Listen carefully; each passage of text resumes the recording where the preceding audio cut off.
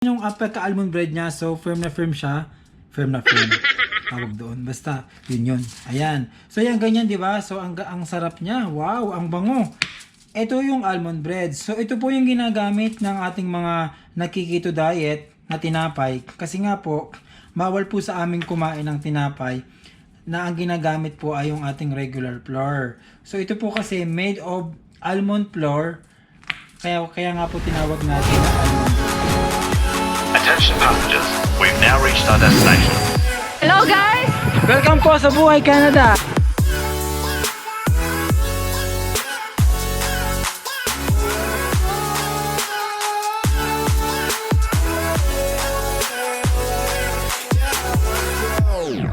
What's up mga ka-team? Yan, welcome back to our channel, Team Pasis Vlogs.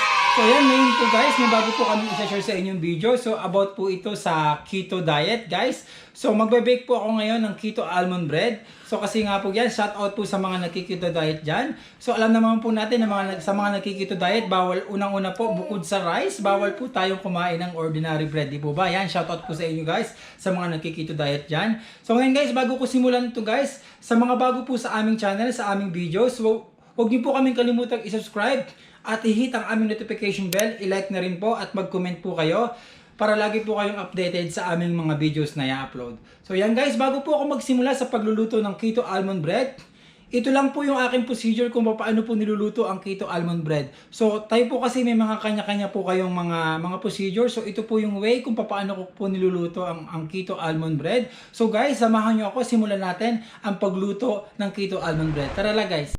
Ayan guys, ito po ang ating mga kailangan sa pagluluto ng ating almond bread. Ayan, unang-una siyempre kailangan natin ng almond flour. Ayan, almond flour. So kailangan din natin of course ng baking powder. Ayan, kailangan natin ng baking powder. Kailangan natin ng sugar. Guys, sa mga nakikito guys, ang ginagamit mong sugar, hindi po tayo pwede gumamit ng regular sugar o yung basta sugar lang. Bawal din po ang brown sugar. So ang ginagamit po namin is stevia, yung kulay green po. So sa isang bake po ng keto almond bread ay gumamit po ako ng 6 na maliit na sachet ng ating twin stevia sugar. Ayan. So meron po tayong siyempre ng melted unsalted butter. Meron din po tayong kaunting vanilla extract and meron tayong meron po tayong almond. Ito po yung almond, ito po yung roasted almond na ating ilalagay sa ibabaw ng bread mamaya. And then of course kailangan po natin ng 5 pieces of eggs. So yung pong eggs, pinaghiwalay ko po yung kanyang egg white at saka po yung kanyang egg yolk. So ayan guys, ipapakita ko po sa inyo yung procedure kung paano ito ginagawa, paano po ito sinisimulan, kung paano ito po ibinibake ang ating keto almond bread. So ito po guys, ang ating ibebake po dito sa isang maliit na pan. Magluluto po tayo mamaya ng keto almond bread. So ayan po guys, simulan na po natin yung procedure kung paano po tayo magluto ng keto almond bread. So yun guys, bago tayo magsimula, itong ating egg white kanina na pinakita ko sa inyo. So imimix lang natin niya gamit ang ating egg mixer. Ayan.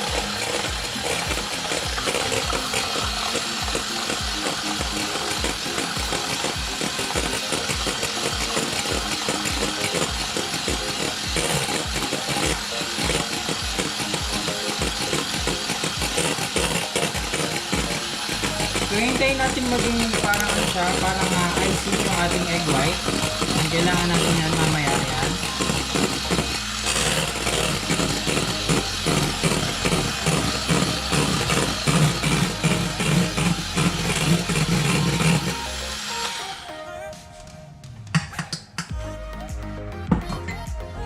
So ayan. And then pagkatapos nyan guys, so gagamit tayo ng isang mixing bowl. Ayan, kukunin natin yung ating almond bread. So yung ating almond bread. Kukunin natin itong ating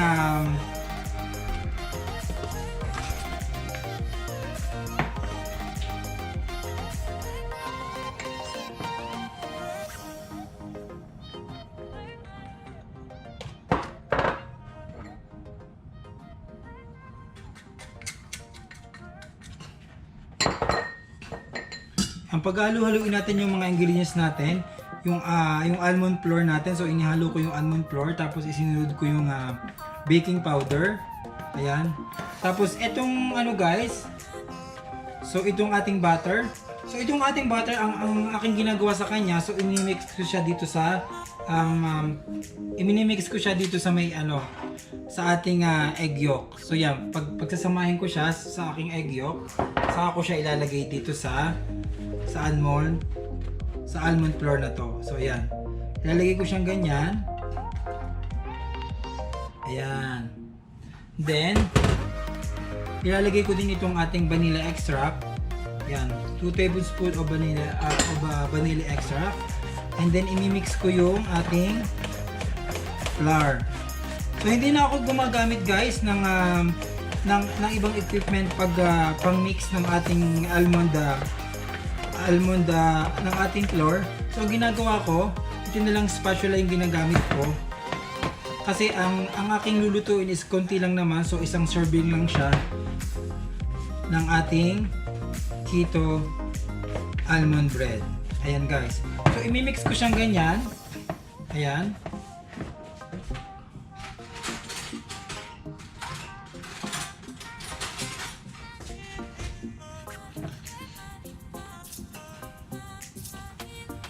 So pag na-mix ko siyang ganyan, so magiging ganito yung kulay niya. Yan, magiging yellow siya gawa ng kulay, yung kulay ng itlog na pula. Itlog na pula. O yung egg yolk. Ayun. And then itong yung aking minix kanina na egg white, so imimix ko lang siya unti-unti. So hindi ko muna siya bibiglain ng pag-mix. So yung kalahati muna. Ayan. So imimix ko siya. Imimix ko lang yung kalahati. Ayan. Halu-haluin ulit natin dito sa bowl. Ayan.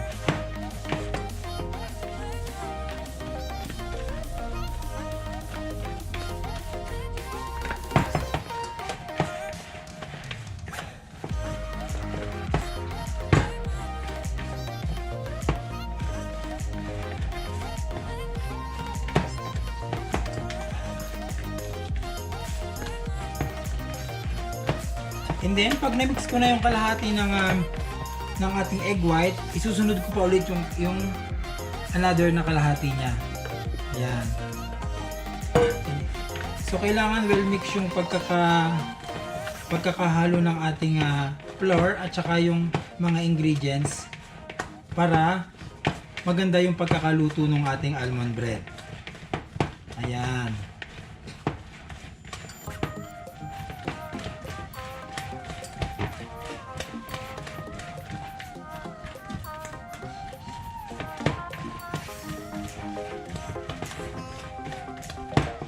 Ayun, so okay na siya, na-mix ko na siya. Ayan siya, mix na siya. So, soft na siya, ayan, ganyan.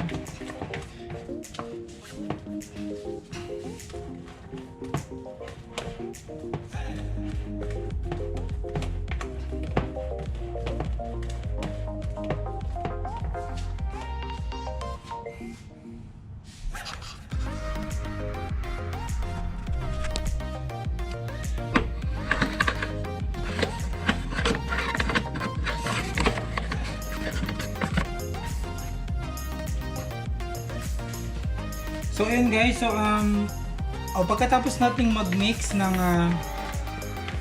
na-mix na natin yung mga ingredients dito sa maliit na bowl. So ang gagawin natin, i-transfer natin yung ating almond dito sa ating baking pan. So ang ginagawa ko guys, dito sa baking pan, meron akong inilagay na isang aluminum foil, or pwede rin kayong gumamit ng parchment paper kung meron kayo. So ang aking ginagawa ko ay nilalahidan ko lang siya ng kaunting butter sa side para hindi siya masyadong kumapit. Ayan. So yan, nilagyan ko siya ng butter, yung gilid niya. And then ang gagawin ko sa kanya guys, ayan. So ita-transfer ko na. So ayan guys, ita-transfer ko na dito sa ating baking pan yung ating i-mix na ingredients, na mga ingredients ng paggawa ng almond bread. So ayan.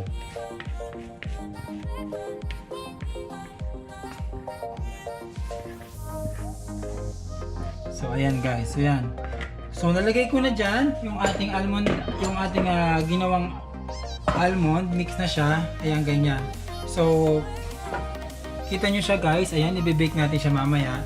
And then yung pinakahuli nating ilalagay diyan guys, sa ibabaw, lalagyan natin yung pinakita ko sa inyo kanina, roasted almond. Ayan, sa ibabaw yung ating roasted almond. Ayan. Ayan, and then, pwede na natin siyang i-bake guys. So sa pag-bake nito, kailangan painitin natin yung ating oven ng 350 degrees. Ayan, o 350 degrees to 400 degrees. Ayan. And then ang ginagawa ko dyan guys, para hindi siya masyadong masunog, so kukuha pa ako ng isang malaking pan ng ganito. So lalagyan ko siya ng water. Lalagyan ko lang siya ng water guys. Ayan, konting water lang. Ayan, ganyan. Okay, tapos ang gagawin ko, so ilalagay ko sa gitna yung baking pan ng almond bread. So para hindi siya masunog yung kanyang ilalim. So ayan guys. So ayan guys, i-bake na natin siya. So na-ready ko na yung aming oven. Ayan. So pwede na natin siyang i-bake. Ayan. So ilalagay ko ngayon yung ating almond bread dito sa oven. So ayan guys. Kita nyo. Ayan. So ang magiging timer niya guys, so tama na yung temperature niya, 350 and 400 degrees. Ayan. So ang kanyang, maglalagay tayo ng timer. Ang kanyang timer ay 45 minutes. Ayan. So 45 minutes kung lulutuin yung ating almond bread. So maghihintay lang tayo ng 45 minutes. And then maluluto na yung ating almond bread.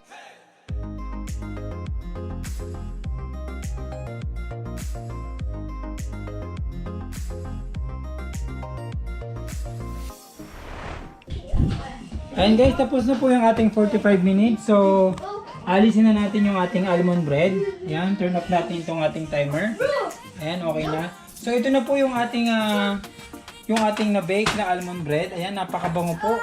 Amoy na amoy yung napakabango ng almond. Ayan, so guys, bago natin to hiwain, so iiwan muna natin siya dito ng 5 to 10 minutes.